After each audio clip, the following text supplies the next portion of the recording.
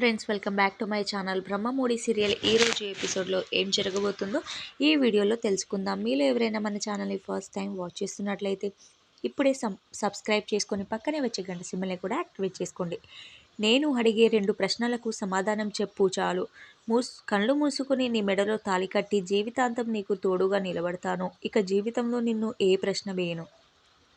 నీ మాటకు ఎదురు కూడా చెప్పను అంటాడు రాజ్. ఇంతలో యామిని రావడంతో అంతా షాక్ అవుతారు. మా బావ లాంటి గొప్ప ప్రేమికుడు చరిత్రలోనే కాదు భవిష్యత్తులోనూ కూడా ఎక్కడ దొరకరని అంటుంది యామిని. నువ్వు మోసం చేసిన తర్వాత కూడా నిన్ను పెళ్లి చేసుకోవాలని అనుకుంటున్నాడంటే తనకి ఎంత గొప్ప మనసు ఉండాలని ప్రశ్నిస్తుంది. ఆ దేవుడే ప్రత్యక్షమై వరం ఇస్తున్నట్లుగా మా బావ నీకు వరం ఇస్తున్నాడని చెప్తుంది యామిని. ఆ కడుపుకు కారణం ఎవరు? ఎన్ని రోజులు ఆ నిజాన్ని ఎందుకు దాచిపెట్టావో మా బావకి నిజం చెప్పమని అంటుంది యామిని. నీకోసం ఇంత త్యాగం చేస్తున్న మా బావకి ఆ నిజం కూడా చెప్పలేవా అని మండిపడుతుంది యామిని. అంటే నువ్వు తప్పు చేశావనే కదా అర్థం అని అనడంతో అంతా షాక్ అవుతారు. మా బావ నీ వెంట తిరిగేలా చేసుకుని ప్రేమలో పడేసి ఇలా తాగుబోతులా మార్చేయాలనేదే కదా నీ లక్ష్యమని అంటుంది. అసలు మా బావ నీకు ఏమన్యాయం చేశాడు? ఎందుకు తన మనసుని ఇంతలా గాయపరచాలని రెచ్చగొడుతూ ఉంటుంది యామిని. ఆ మాటలతో రగిలిపోయిన కావ్య హద్దు మీరి మాట్లాడుతున్నావని అంటుంది. ఇప్పటి వరకు నా హద్దుల్లో నేను ఉన్నానని, ఎందుకంటే నా బావ నిన్ను ప్రేమించాడు కాబట్టి. తనని ఇంకా వేధిస్తే మాత్రం నేను ఊరుకోనని వార్నింగ్ ఇస్తుంది. ఇంకా ఎందుకు కళావతి నమ్ముతున్నావు? ఎవరితోనూ కడుపు తెచ్చుకున్నా సరే నువ్వు నా కడుపులో పెరుగుతున్న బిడ్డకి తండ్రివి అవుతానని చెప్పినా ఆ తర్వాత కూడా ఇంకా నిజం చెప్పడానికి నోరు తెరవడం లేదంటే ఈ మనిషి ఎలాంటిదో నీకు అర్థం కావడం లేదా అని రాజ్ని ప్రశ్నిస్తుంది. ఇలాంటి మోసగత్తెని నువ్వు పెళ్లి చేసుకోవాల్సిన అవసరం లేదని నిన్ను జీవితాంతం నెత్తిన పెట్టుకొని నేను చూసుకుంటానని అంటుంది యామిని. నిన్ను పెళ్లి చేసుకుంటానని చెప్పిన తర్వాత కూడా కడుపులో పెరుగుతున్న బిడ్డకి తన తండ్రి ఎవరు అనేది చెప్పలేవా అని ప్రశ్నిస్తాడు రాజ్. ఎలా చెబుతుంది బావా? చెబితే తన క్యారెక్టర్ ఏమిటో నీ ముందు బయటపడిపోతుంది కదా, అందుకే నోరు విప్పడం లేదని అంటుంది యామిని. ఎవరికైనా ప్రేమించి వాడు మోసం చేసి వదిలేస్తే కారణంగా చెప్పేదని, కానీ ఆ మనిషి ఎవరో తనకు తెలియకుండా పద్ధతిగా సంసారం చేసే ఆడవాళ్ళు తప్పు జరిగిందని కాళ్ళ మీద పడైనా ఒప్పుకుంటారని, కానీ ఇలాంటి బజారు మనుషులు ఎవరితోనో పడుకొని అనేలోగా యామిని చెంప పగులగొడుతుంది అపర్ణ. ఎంత ధైర్యం ఉంటే నువ్వు నా కోడలి క్యారెక్టర్ని తక్కువ చేసి మాట్లాడతావు? అసలు నువ్వెంత, నీ బ్రతుకెంత? నువ్వు నా కోడలి గురించి మాట్లాడుతున్నావా అని మండిపడుతుంది అపర్ణ.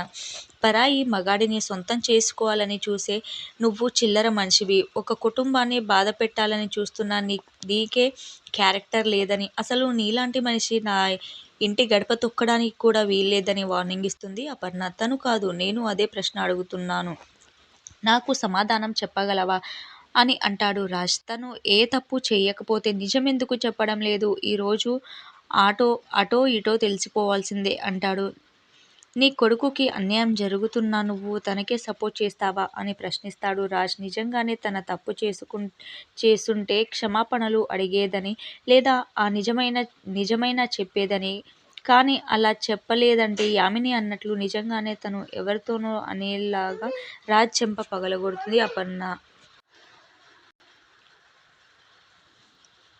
ఈ కళావతి ఎవరనుకుంటున్నావు? ఈమె నువ్వు తాళి కట్టిన నీ భార్య అని నిజం చెబుతుంది అపర్ణ. దాంతో అంతా షాక్ అవుతారు.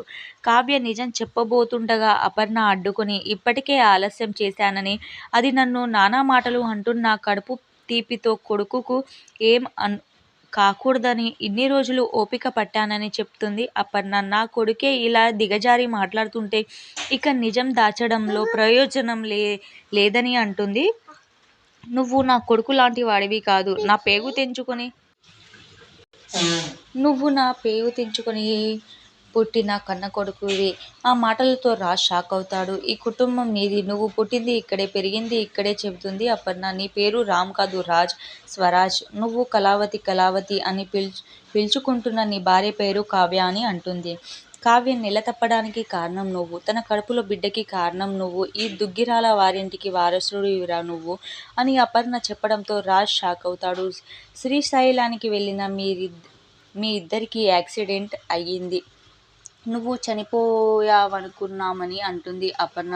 ఈ యామిని కాలేజీలో నీకు పరిచయమైన నువ్వు తన ప్రేమను రిజెక్ట్ చేస్తే నీకు జరిగిన యాక్సిడెంట్లో నువ్వు గతాన్ని మర్చిపోవడంతో ఆ అవకాశాన్ని వాడుకొని బావా అంటూ నిన్ను పెళ్లి చేసుకోవాలని చూసిందని చెబుతుంది అపర్ణ. కావ్యను చూడగానే పదే పదే తనతో గడపాలని ఎందుకు అనిపించింది? ఈ ఇంటి అడ్రస్ తెలియకపోయినా వెతుక్కుంటూ ఎలా వచ్చావు అని ప్రశ్నిస్తుంది. మీ ఇద్దరి మధ్య ఉన్నది ఆ దేవుడు వేసిన బ్రహ్మముడి అని అంటుంది అపర్ణ. యామినిని పరాయి మనిషిలా ఎందుకు చూశావు? నిన్ను మోసం చేసిన ఆ యామిని దాని ఫ్యామిలీని అని చెబుతుంది. నీకు పుట్టబోయే బిడ్డకు కూడా నీ కన్న బిడ్డ కాదని, నీ నుంచి నీ భార్యను శాశ్వతంగా విడగొట్టాలని వచ్చిందని చెబుతుంది అపర్ణ. నీ గతాన్ని గుర్తు చేయడానికి ప్రయత్నిస్తే నువ్వు చనిపోతావని చెప్పడంతో నీకు ఏం జరుగుతుందోనని భయపడి కావ్య అన్నీ భరించింది అంటుంది. తన మీద నిందపడుతున్నా ఎందుకు భరించింది? కేవలం నీ కోసమేనని అంటుంది. దాంతో గతం గుర్తు చేసుకున్న రాజ్ కళ్ళు తిరిగి పడిపోవడంతో ఆసుపత్రికి తీసుకెళ్తారు. రాజ్ పరిస్థితి విషమంగానే ఉంటుంది.